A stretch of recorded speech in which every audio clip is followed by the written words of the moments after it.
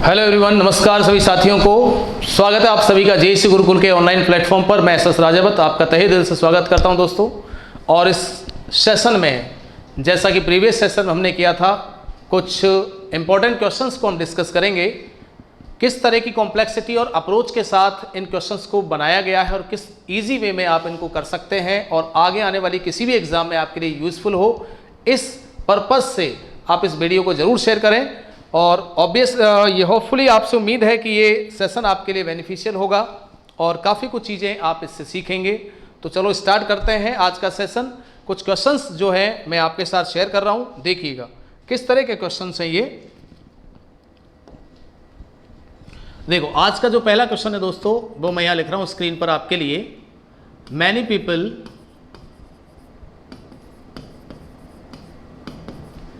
Came from far away places। ये एक exam में आया हुआ क्वेश्चन है दोस्तों। To pray at the temple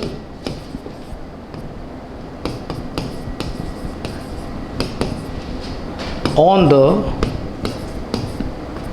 auspicious day।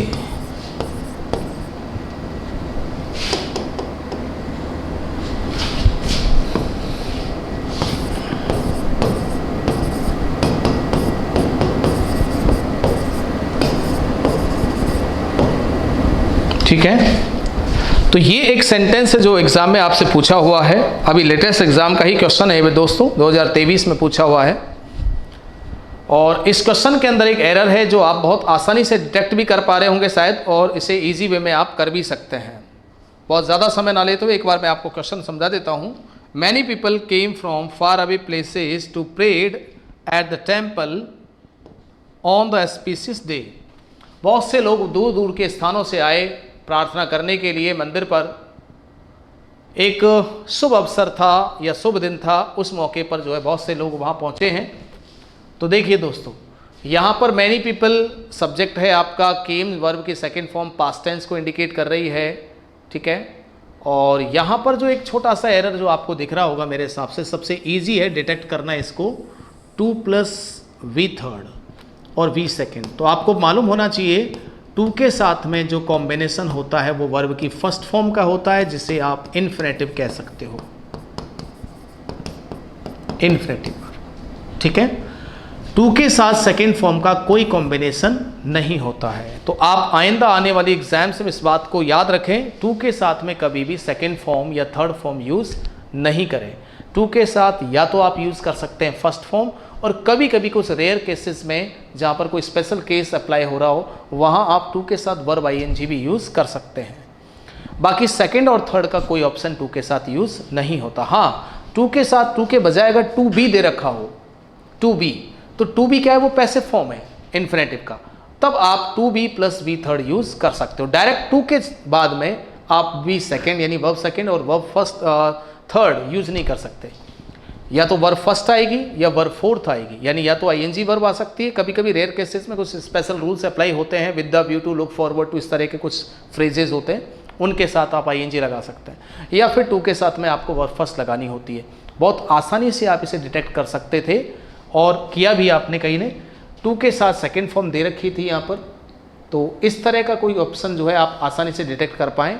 2 के साथ सेकेंड फॉर्म यूज़ नहीं होती है, या तो आप ING लगाएं या फर्स्ट फॉर्म लगाएं। ING कभी कभी लगता है रेयर केसेस में, बाकी नॉर्मल सेंटेंसेस में 2 के साथ फर्स्ट फॉर्म आती है। ठीक है, आई होप ये आपको सेंटेंस एरर ऑप्शन में समझ में आ गया होगा। ठीक है, क्वेश्चन नंबर 2 की तरफ बढ़ेंगे हम एक बार। तो फर्स्ट नंबर क्वेश्चन आपने देखा, बहुत इजी था, इसको आप आसानी से कर सकते थे, इन्फिनेटिव से रिलेटेड था। ठीक है, देखो अब सेकंड क्वेश्चन की तरफ बारी है, एक बार देखते हैं।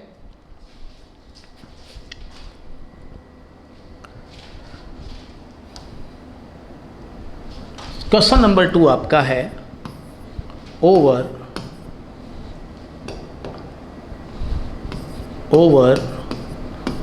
लॉन्ग periods of time,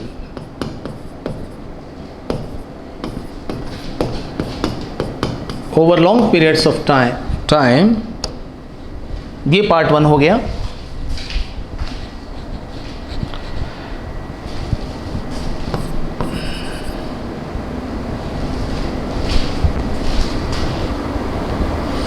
आगे दे रखा है इसमें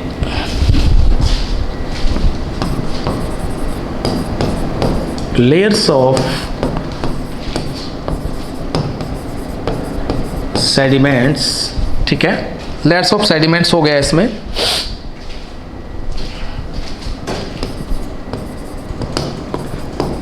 builds up to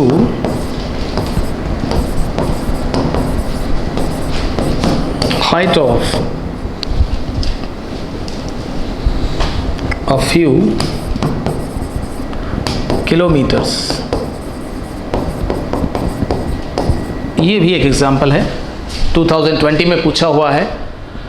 over long periods of time layers of sediments builds up to a height of a few kilometres. ये आपका क्वेश्चन है जो एक एग्जाम में अभी पूछा हुआ है latest. Over long periods of time layers of sediment builds up to a height of a few kilometres.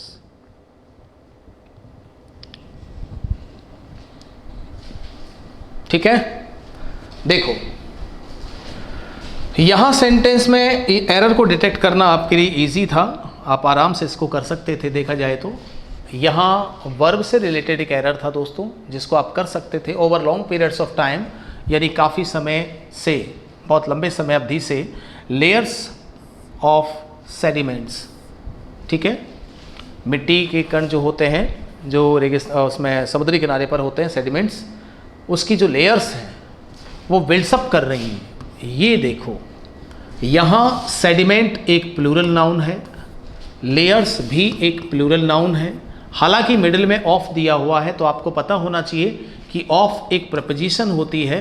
Preposition के बाद आने वाला जो भी नाउन प्रोनाउन है वो ऑब्जेक्ट होता है, और प्रपोजिशन के पहले आने वाला नाउन प्रोनाउन सब्जेक्ट होता है।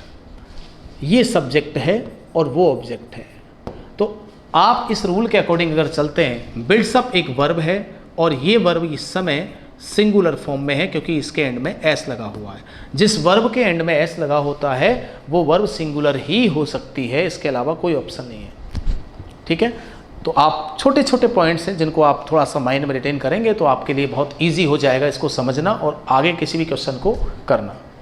तो आपको ध्यान रखना पड़ेगा कि वर्ब का एस या यस वाला फॉर्म वाला जो फॉर्म होता है आपका, वो हमेशा सिंगुलर फॉर्म में यूज़ होता है। अब आप इसको देखिए, सब्जेक्ट वर्ब एग्रीमेंट के रूल्स के मुताबिक अगर आप इस सेंटेंस में चलते हैं तो आपको पता होना चाहिए सब्जेक्ट वर्ब एग्रीमेंट रूल के अकॉर्डिंग यहाँ पर आपका जो एक्चुअल सब्जेक्ट है वो लेयर्स है और आपकी जो वर्ब है वो कौन है, बिल्ड्स अप है। लेयर्स प्लूरल है और बिल्ड्स अप सिंगुलर है, तो ये एग्रीमेंट इनकरेक्ट है। बस यही आइडेंटिफिकेशन आपको करना था। लेयर्स ऑफ सेडिमेंट में सब्जेक्ट आपका लेयर्स है जो कि एक प्लूरल नाउन है, और बिल्ड्स अप में एस लगा हुआ है जो इस बात को इंडिकेट कर रहा है कि वर्ब सिंगुलर है। बस यही प्रॉब्लम है कि आपको ये वर्ब सिंगुलर यूज नहीं करनी है, आपको इस जगह लिखना था बिल्ड्स अप के बजाय build up. That's your answer. ठीक है, इस क्वेश्चन को आप आराम से कर सकते थे। ठीक है, इजी वे में आप इस क्वेश्चन को कर सकते बहुत आसानी से, क्योंकि इसमें वर्ब वाला मैटर था। बिल्डअप एक प्लूरल वर्ब बन गई, अब आपका नाउन भी प्लूरल हो गया और आपकी वर्ब भी प्लूरल हो गई। ये आपका सब्जेक्ट था जो कि प्लूरल फॉर्म में था। ठीक है, तो उस तरह से आपकी वर्ब प्लूरल हो गई। ठीक है, तो इस तरीके से आप क्वेश्चन को बहुत आसानी से कर सकते हैं। सब्जेक्ट और वर्ब को एग्रीमेंट के बेस पर एक बार देख लिया करो, सब्जेक्ट कैसा है, वर्ब कैसी है। मोस्ट प्रोबेबली कई बार जब क्वेश्चंस होते हैं तो उनमें बच्चे इन चीज़ों को स्किप कर देते हैं। तो आपको जब किसी एरर सेंटेंस में एरर फाइंड करने की कोशिश कर रहे हैं, डिटेक्ट कर रहे हैं आप एरर, तो आप सबसे पहले वर्ब के फॉर्मेशन को चेक करें, टेंस को चेक करें, फिर उसके सब्जेक्ट से इसको मैच करके देखें कि इसका सब्जेक्ट एक्चुअल में कौन है, क्या ये वर्ब सब्जेक्ट से मैच कर रही है, फिर उसके बाद आगे बढ़ें सेंटेंस में। ठीक है, तो यहाँ पर आप आसानी से देख सकते थे लेयर्स प्लूरल है और बिल्ड्स अप सिंगुलर है। तो मैंने इसका एग्रीमेंट देखा और इसको आराम से आपको बता दिया है, बहुत ईजी वे में। आई होप समझ में आ गया होगा। ठीक है, नेक्स्ट क्वेश्चन नंबर 3 की तरफ चलते हैं। नंबर थर्ड, आज के सेशन का नंबर थर्ड क्वेश्चन है, ठीक है।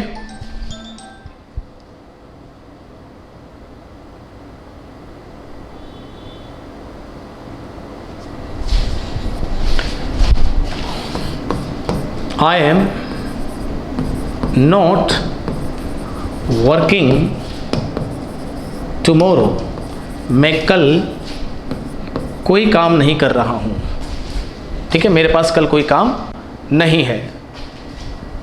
So I don't have to get up.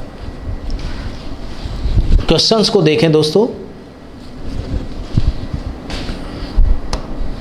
Gate up early, ठीक है, ये सेंटेंस है आपका।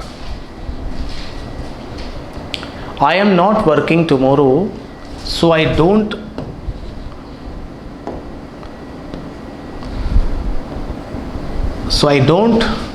Had to get up early, ठीक है, ये क्वेश्चन है आपका। I am not working tomorrow so I don't had to get up early. बड़ा इजी क्वेश्चन है दोस्तों, सिंगल अप्रोच से आप इस सेंटेंस को अटेम्प्ट कर सकते थे, बहुत इजी वे में भी आप इसे कर सकते हो। देखो बड़ी इजी सी चीज़ है, देखो यहाँ गौर से देखो क्या दिया हुआ है, डोंट हैड टू। तो हम सब इस बात को जानते हैं, आगे भी इस बात को आप, ये ऐसा नहीं है कि भाई ये किसी एग्ज़ाम का क्वेश्चन है तो पर्टिकुलर एग्ज़ाम तक ही सीमित रहेगा। हम एग्जाम्पल के लिए ऐसा कह सकते हैं कि वो पर्टिकुलर एग्ज़ाम तक लिमिटेड है, वो एग्जाम्पल वापस में भी रिपीट ना हो, बिल्कुल सही बात है। लेकिन जो कंसेप्ट होता है दोस्तों, वो एक बार किसी एग्ज़ाम में आ गया इसका मतलब ये नहीं कि वो दोबारा यूज़ नहीं होगा, कहीं ना कहीं वो एग्जाम्पल का जो कंसेप्ट है वो आपके काम ज़रूर आएगा, ठीक है, वो एग्जाम्पल का जो कंसेप्ट है वो आपके काम ज़रूर आएगा दोस्तों। तो इन कंसेप्ट को समझने की कोशिश करें।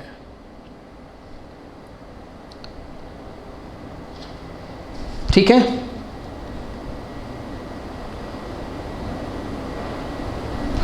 देखो कंसेप्ट ये है, डू, डज और डिड, ये तीन वर्ब होती हैं। इनके बारे में आपको कई बार क्वेश्चंस काफ़ी ज़्यादा हद में आपको देखने को मिलेंगे, और इनके बारे में ज़्यादा कुछ नहीं, बहुत इजी सा कंसेप्ट है। इनके साथ में आने वाली वर्ब हमेशा कौन सी होती है? फर्स्ट होती है। इस बात को आप हमेशा याद रखिएगा।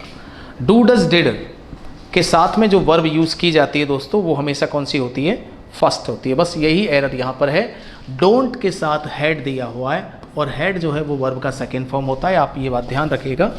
हैज़, हैव, ये तो है फर्स्ट, ठीक है, ये तो है वर्ब फर्स्ट, और हैड जो है इनका सेकंड होता है। अगर आप हैड हैड लिखेंगे तो ये जो सेकंड वाला हैड है, ये जो सेकंड वाला हैड है दोस्तों, ये आपका वर्ब कौन सा होगा? थर्ड होगा। ठीक है, इस तरह से आप देखें सेंटेंस को। तो अब मैं देख रहा हूँ कि यहाँ पर डोंट दिया हुआ है, डोंट दिया मतलब डू का यूज़ हुआ है। अब डू के साथ मुझे कौन सी वर्ब की नीड है? फर्स्ट वर्ब की। तो फर्स्ट वर्ब के रूप में मैं क्या लूँगा? हैव लूँगा। हैज़ तो इसका सिंगुलर होता है दोस्तों, ठीक है, तो हैव मैं यूज़ करूँगा। तो हैड की जगह पर मुझे यहाँ पर क्या लिखना होगा? हैव लिखना होगा, डोंट हैव। ठीक है, ये कंसेप्ट आई होप आपको समझ में आ गया होगा। डू, डज और डिड, ये तीन वर्ब ऐसी होती हैं जिनके साथ में आप जब मेन वर्ब यूज़ करेंगे तो कौन से फॉर्म की यूज़ करेंगे? फर्स्ट फॉर्म की यूज़ करेंगे, चाहे वो डू हो, डज हो या डिड हो। डज के साथ में एस मत लगाना कभी भी आने वाली वर्ब में। जैसे डज के साथ में कोई मेन वर्ब आ रही है तो आपने उसमें एस लगा दिया या आपको दिख गया तो वो गलत है। डिड के साथ में भी कभी सेकंड फॉर्म नहीं आती, डू के साथ में भी कभी सेकंड फॉर्म नहीं आती, कोई और वर्ब नहीं आती सिवाय फर्स्ट के। तो ये इजी अप्रोच के साथ बनाए हुए क्वेश्चंस होते हैं जो हर एक बच्चे के अटेम्प्टेबल होते हैं। कोई भी बच्चा इनको अटेम्प्ट करके आराम से इनको समझ करके अपने लिए काफ़ी यूज़फुल कर सकता है उस चीज़ को। ठीक है, ये इजी वे में आप क्वेश्चंस कर सकते थे दोस्तों। ठीक है,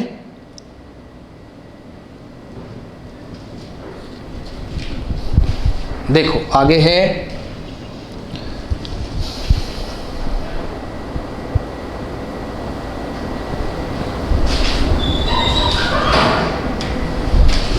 अब आगे आप देखिए दोस्तों,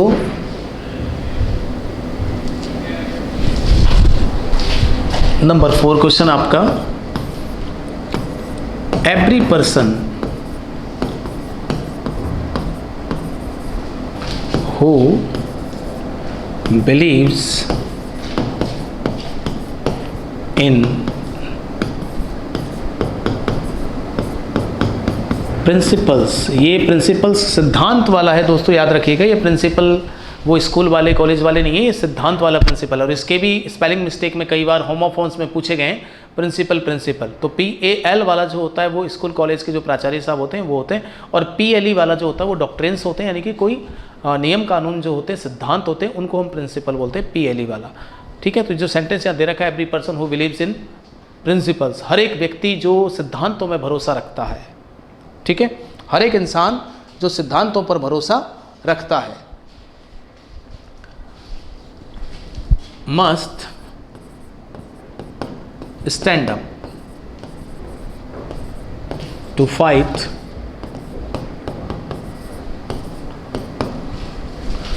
फॉर देयर राइट्स।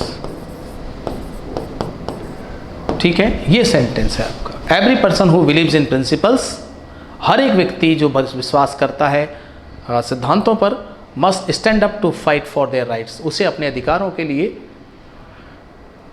लड़ना चाहिए या खड़ा होना चाहिए लड़ने के लिए। ठीक है, देखो क्वेश्चन क्या है, इसको समझने की कोशिश करिएगा। देखो पहला एरर तो इसमें एग्जामिनर यहाँ बना सकता था अगर वो चाहता तो। ये रिलेटिव नाउन, कल परसों भी हमने इस बारे में बात करी थी 2 दिन पहले। हु के पहले यहाँ पर पर्सन है यानी कि सिंगुलर है, तो हु के बाद में जो वर्ब आएगी वो भी सिंगुलर ही आएगी, बिल्कुल आई हुई है यहाँ पर, तो वर्ब भी सिंगुलर है। ठीक है, और यहाँ पर आपका सब्जेक्ट भी सिंगुलर है, तो दोनों चीज़ें एकदम सही हैं। एवरी पर्सन जो सब्जेक्ट है वो सिंगुलर है, हु यानी कि रिलेटिव प्रोनाउन। रिलेटिव प्रोनाउन का रूल होता है कि रिलेटिव प्रोनाउन के पहले जैसा सब्जेक्ट आएगा उसके बाद वैसी वर्ब आएगी, इसका मतलब वर्ब सिंगुलर है, इसका मतलब ओके है। ठीक है, एवरी पर्सन में एवरी लगा हुआ है दोस्तों, आपको यह बात ध्यान रखनी पड़ेगी, जिसमें एवरी लग गया वो हमेशा क्या होता है, सिंगुलर होता है, ये बात याद रखिएगा। ईच, एवरी, ईदर और नीदर, ये जो 4 आपके कंजंग वो होते हैं, एडजेक्टिव्स होते हैं, ये हमेशा क्या होते हैं, सिंगुलर के साथ ही यूज होते हैं। तो एवरी अगर लगा हुआ है एवरी पर्सन में, तो पर्सन क्या हुआ, सिंगुलर हो गया। और अगर कोई सब्जेक्ट सिंगुलर है तो उसके लिए आने वाली वर्ब और उसके बाद अगर आगे कोई प्रोनाउन भी यूज़ किया जा रहा हो तो वो दोनों ही क्या होने चाहिए, सिंगुलर होने चाहिए। ठीक है, इस कंसेप्ट को देखते हुए अगर आप आगे बढ़ते हैं तो आप बिल्कुल सही अप्रोच के साथ आगे बढ़ रहे हैं। Every person is a singular subject, that means verb must be singular, और ये वर्ब ऑलरेडी सिंगुलर है, इसका मतलब ओके है। देन आगे बढ़ते हैं, मस्ट स्टैंड अप, मस्ट एक मॉडल वर्ब है, मॉडल वर्ब के बाद फर्स्ट फॉर्म आती है, ये बिल्कुल सही है। टू के साथ फर्स्ट फॉर्म आती है, ये भी सही है। फॉर देयर राइट्स, यहाँ पर एक गौर करने की बात है कि यहाँ क्या दिया हुआ है, देयर दिया हुआ है, जबकि इसका सब्जेक्ट कौन है, एवरी पर्सन है। ठीक है, एवरी पर्सन के साथ आप देयर वर्ड यूज नहीं कर सकते, क्योंकि एवरी पर्सन अगर सब्जेक्ट है तो ये सिंगुलर है दोस्तों, और सब्जेक्ट अगर आपका सिंगुलर है तो आप देयर यूज आगे उसके लिए नहीं कर सकते, आप उसके लिए यूज करोगे हिज प्रोनाउन। ये देयर तो हम तब लिख सकते थे जब पर्सन्स होता, और अगर ये पर्सन्स होता तो फिर बिलीव्स की जगह भी बिलीव आता। ठीक है, तो एवरी पर्सन सिंगुलर है तो उसके लिए आने वाला जो आगे प्रोनाउन होता है वो हिज या हर होता है, ना कि देयर होता है, क्योंकि देयर तो प्लूरल के लिए यूज होता है, हिज और हर सिंगुलर के लिए यूज होता है। ठीक है, चलिए कर लिया होगा, सभी बच्चों ने कर लिया क्वेश्चन भाई, इजी वे में, आई होप ये समझ में आ गया होगा आपको। ठीक है,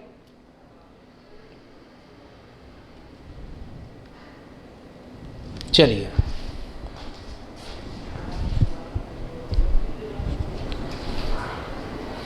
नेक्स्ट क्वेश्चन देखिए दोस्तों।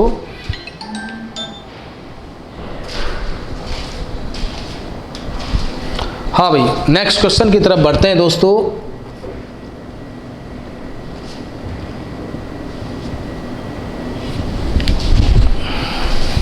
Number 5,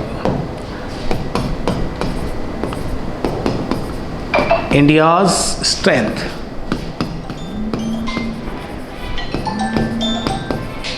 are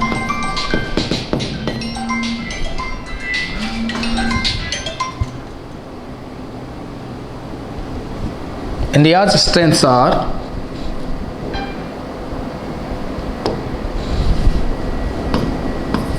its people. India की ताकत है इसके लोग, ठीक है।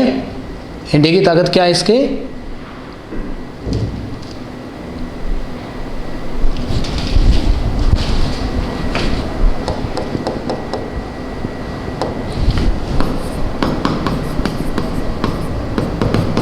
diversity in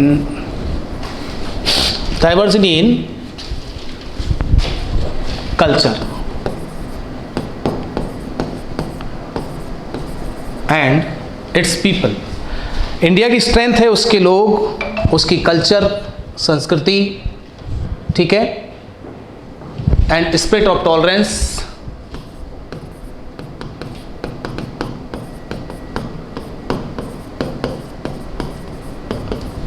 सहन शक्ति, सहनशीलता, टॉलरेंस की स्थिति और कल्चर की स्थिति। India's strengths are its diversity in culture and spirit of tolerance in its people.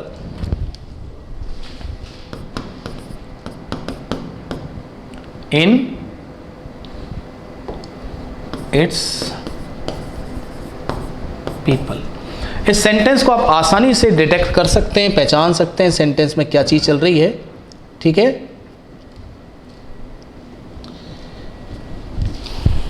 आसानी से देख सकते हैं।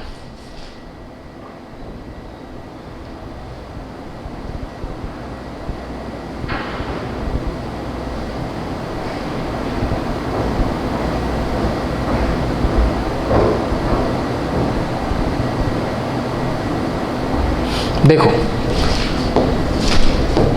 इंडियाज स्ट्रेंथ्स, भारत की ताकत, आर हैं, क्योंकि स्ट्रेंथ्स हैं, इट्स डाइवर्सिटी, एक तो ये पैटर्न देखो, दूसरा देखो इट्स पीपल, इसके लोग। यहाँ जो प्रॉब्लम हो रही है दोस्तों वो हो रही है आपको इट्स को देख करके। इट्स एक्चुअली में बोलने में सेम होता है लेकिन एक्चुअली दो तरह के होते हैं, लिखने में आपको फ़र्क पड़ेगा उसका। एक होता है इट्स इस तरह से, एक होता है इट्स बिना एपोस्ट्रोफ के, ठीक है।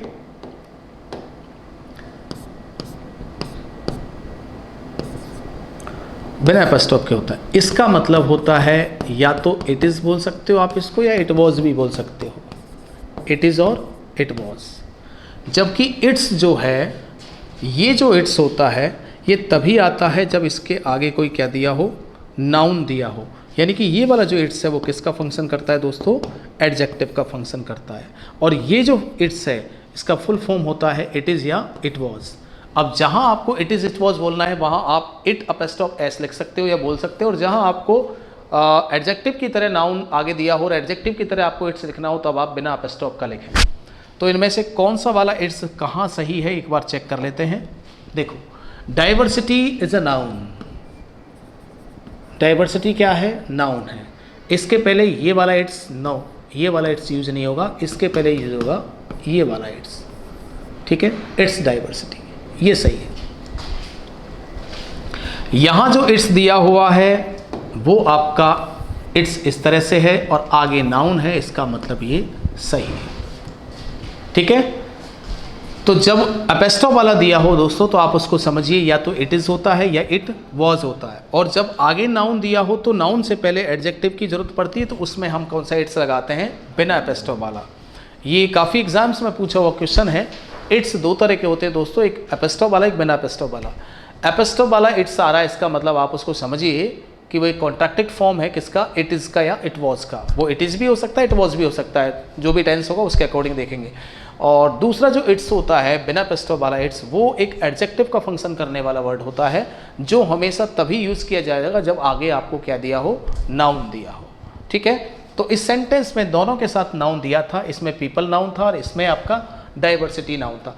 इसमें जो इट्स लिखा है वो पीपल यानी नाउन के पहले बिल्कुल सही लिखा हुआ है, इस तरह का नाउन के पहले इस तरह का इट्स आएगा, लेकिन यहाँ इट इज़ लिख दिया था अपोस्ट्रोफ वाला, तो ये प्रॉब्लम है क्योंकि इसका मतलब तो इट इज़ हो गया। अब जरूरत किसकी है, इट्स की, जो आपका नाउन की तरह फंक्शन कर रहा है, तो ये इट्स आपका किसका फंक्शन करेगा? एडजेक्टिव का फंक्शन करेगा। तो इसलिए ये इट्स सही है, उसके कंपैरेटिव ज़्यादा ठीक है।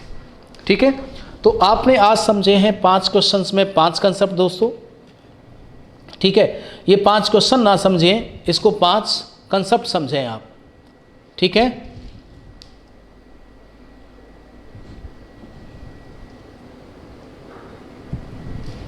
चलिए नेक्स्ट क्वेश्चन की तरफ हम बढ़ते हैं। अब आगे आपका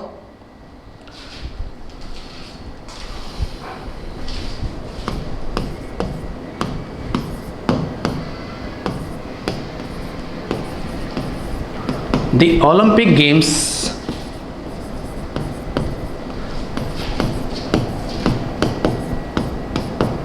reflects the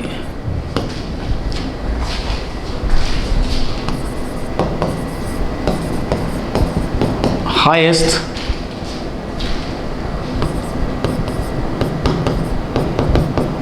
spirit of enthusiasm,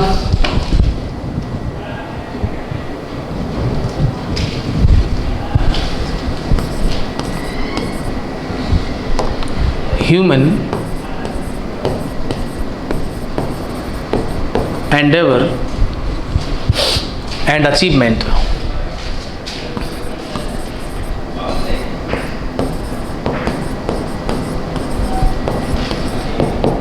ये आपका सेंटेंस है। The Olympic Games reflects the highest spirit of human endeavor and achievement। जो ओलंपिक गेम्स होते हैं दोस्तों, वो रिफ्लेक्ट करते हैं हाईएस्ट स्पिरिट को ऑफ ह्यूमन एंडेवर, मानवीय प्रयास, और अचीवमेंट, और उसकी उपलब्धियों को। ये आपका क्वेश्चन है। अच्छा, जितने भी क्वेश्चंस आज के सेशन में या इससे पहले हमने किए हैं, वो सभी किसी न किसी एग्ज़ाम में आए हुए क्वेश्चंस हैं, ये बात ध्यान रखना। तो इससे आपको ये पता चलेगा कि लेवल ऑफ कंटेंट कैसा होता है, जो एग्जामिनर है वो किस तरह के क्वेश्चंस आपसे पूछना चाह रहा है, और बहुत इजी अप्रोच के साथ आप इनको आराम से क्वेश्चंस को कर सकते हैं, सीख भी सकते हैं। देखो इसमें क्या प्रॉब्लम है। इस सेंटेंस में आपको दिया हुआ है ओलंपिक गेम्स आपके सेंटेंस का सब्जेक्ट है, ओलंपिक गेम्स। ठीक है, ईजी है ये पहचानना, कोई दिक्कत नहीं है। रिफ्लेक्ट आपकी वर्ब है, बस प्रॉब्लम यहीं क्रिएट हो गई है। आपका सब्जेक्ट और वर्ब दोनों मैच नहीं कर रहा है, दोनों एग्री नहीं है। क्यों नहीं एग्री है? क्योंकि ओलंपिक गेम्स में जो गेम्स वर्ड है वो प्लूरल है। ये गेम्स वर्ड आपका क्या है? प्लूरल है। और रिफ्लेक्ट जो कि वर्ब है, उसमें एंड में क्या लगा हुआ है? एस लगा हुआ है। तो ये जो वर्ब है वो कैसी है? आपकी सिंगुलर है। यही प्रॉब्लम है। सब्जेक्ट आपका प्लूरल है, वर्ब आपकी सिंगुलर है। तो आप सिर्फ इतना सा करिए, रिफ्लेक्ट में से एस हटा दीजिए और ओनली रिफ्लेक्ट लिखिए। एस हटा दीजिए, ओनली क्या लिखिए? रिफ्लेक्ट। तो ये वर्ब फर्स्ट तो रहेगी, लेकिन ये क्या हो जाएगी? अब प्लूरल हो जाएगी और सब्जेक्ट के अकॉर्डिंग एग्री होगी। तो ये छोटे छोटे क्वेश्चंस हैं जो कई बार एग्जाम्स में पूछे हुए हैं दोस्तों, और आराम से आप इन क्वेश्चंस को कर भी सकते हैं। अगर आप सही अप्रोच के साथ इन क्वेश्चंस को करेंगे तो बिल्कुल आसानी से आप इन क्वेश्चंस का मतलब समझ सकते हैं, क्या पूछना चाह रहा है, किस तरह से पूछना चाह रहा है। ठीक है, सब्जेक्ट और एग्रीमेंट मोस्ट प्रोबेबली आपसे कई बार एग्जाम्स में पूछा जाता है, तो एक बार सब्जेक्ट को और वर्ब को मैच किया करो, singular to singular, plural to plural. तो यहाँ पर जैसे दिया था ओलंपिक गेम्स, तो गेम्स जो वर्ड आपको दिया था वो प्लूरल वर्ड दिया था। आगे जो रिफ्लेक्ट वर्ब दे रखी है, जिसका मतलब किसी चीज़ को प्रतिबिंबित करना होता है, प्रदर्शित करना, दिखाना होता है, तो वो जो रिफ्लेक्ट वर्ड था उसमें एस लगा हुआ था। अब वर्ब में एस जब लगता है दोस्तों, तो वो वर्ब क्या हो जाती है? सिंगुलर हो जाती है। गेम्स प्लूरल है और रिफ्लेक्ट्स सिंगुलर है, तो इनका एग्रीमेंट सही नहीं है। तो हमें वो एग्रीमेंट ठीक करना है। तो एग्रीमेंट ठीक करने के लिए हमें वर्ब को अकॉर्डिंग टू सब्जेक्ट एडजस्ट करना होगा। सब्जेक्ट प्लूरल है, दैट मीन्स आपकी वर्ब भी प्लूरल होनी चाहिए। तो मैंने रिफ्लेक्ट्स में से एस हटा दिया। एस हटाते ही मेरी वर्ब किस में आ गई? प्लूरल फॉर्म में आ गई। वर्ब में एस जोड़ने से वो सिंगुलर होती है, एस रिमूव करने से वो प्लूरल होती है। आई होप ये क्वेश्चन भी आपको विद कंसेप्ट समझ में आ गया होगा। ठीक है, अब देखो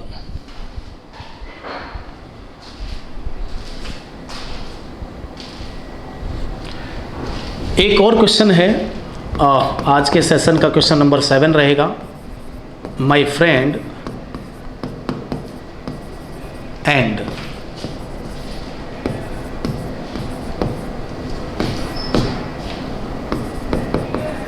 बेनिफैक्टर।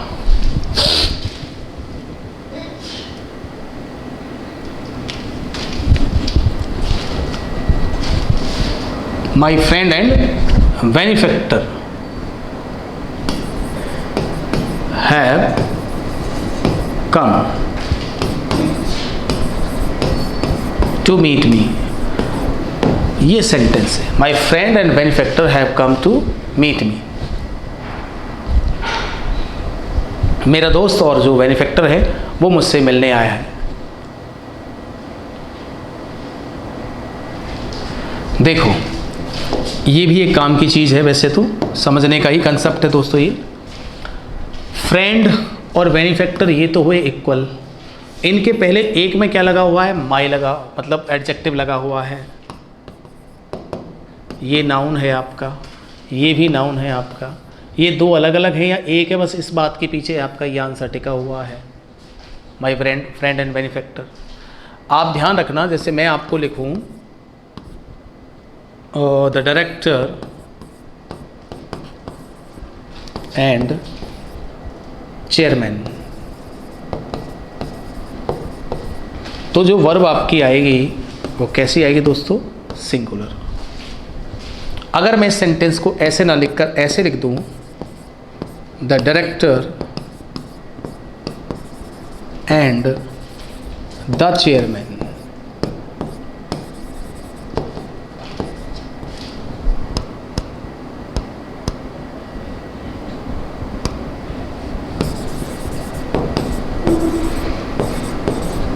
तो मेरी जो वर्ब होगी वो प्लूरल होगी।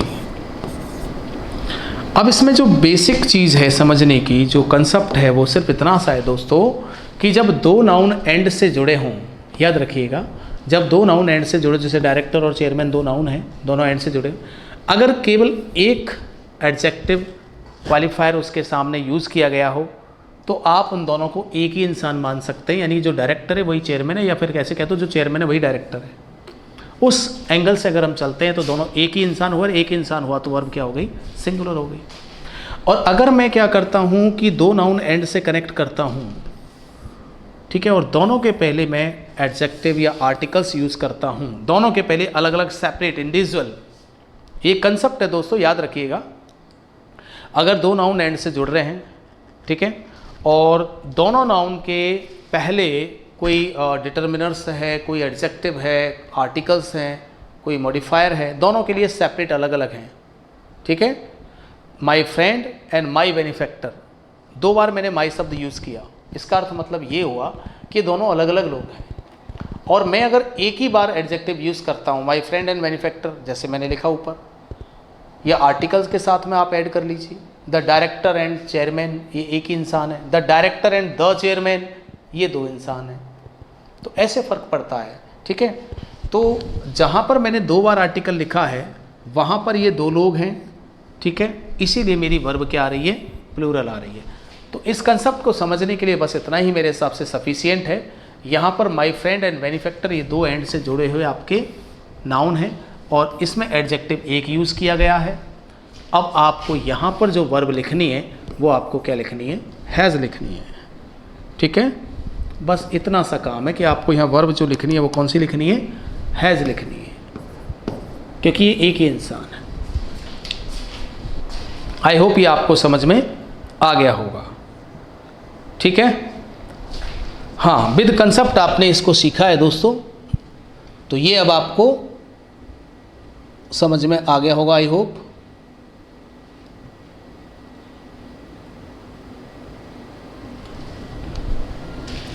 अब एक और सेंटेंस और लास्ट आज के सेशन का रहेगा हमारा number 8।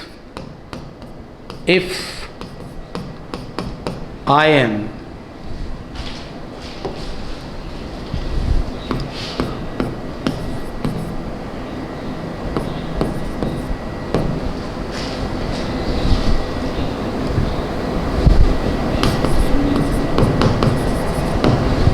if I will be the principal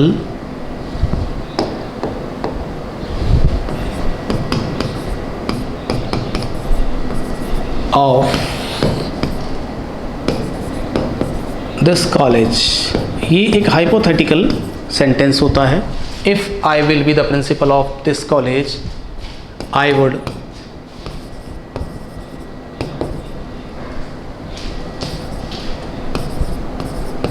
abolish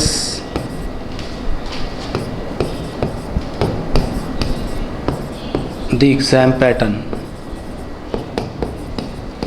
ऐसा कोई सेंटेंस है, मान के चलो. इसमें क्या है दोस्तों, अगर मैं इस कॉलेज का प्रिंसिपल होता तो मैं जो है इसका जो एग्ज़ाम पैटर्न का जो सिस्टम है, एग्ज़ाम सिस्टम है, इसको पूरी तरह से एबॉलिश कर देता. ठीक है. अब इसमें जो एरर फाइंड करने की चीज़ है वो सिर्फ यहीं पे काफ़ी है, इतना ही बहुत है. इफ़ के साथ में जब कोई हाइपोथेटिकल कंडीशन बनाई जाती है, इफ़ के बाद में सब्जेक्ट चाहे कैसा भी आ जाए, लेकिन इतना ध्यान रखिएगा, इज, एम, आर, वॉज और शैल विल, इनका यूज़ नहीं करना है दोस्तों. और ये क्वेश्चन काफ़ी फेमस है एग्जामिनर्स का. और फिर यहाँ पर एक कॉम्प्लीमेंट आएगा, एडजेक्टिव आएगा, या तो एडजेक्टिव ऑप्शन दे देगा या कॉम्प्लीमेंट दे देगा कोई ना कोई. ठीक है.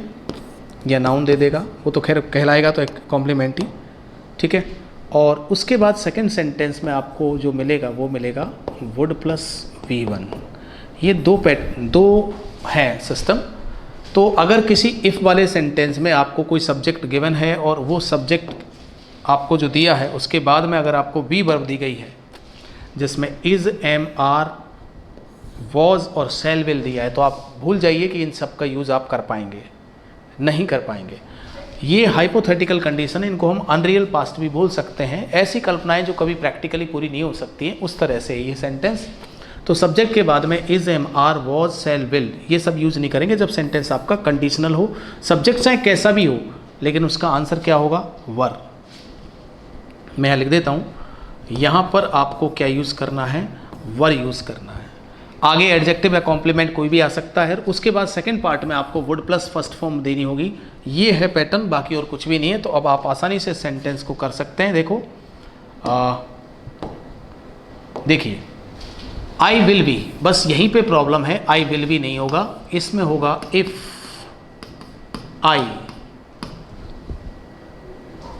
वर. ये भी साथ में नहीं आएगा क्योंकि इसी का थर्ड वर्ब फॉर्म इसी का आता है, इफ़ आई वर.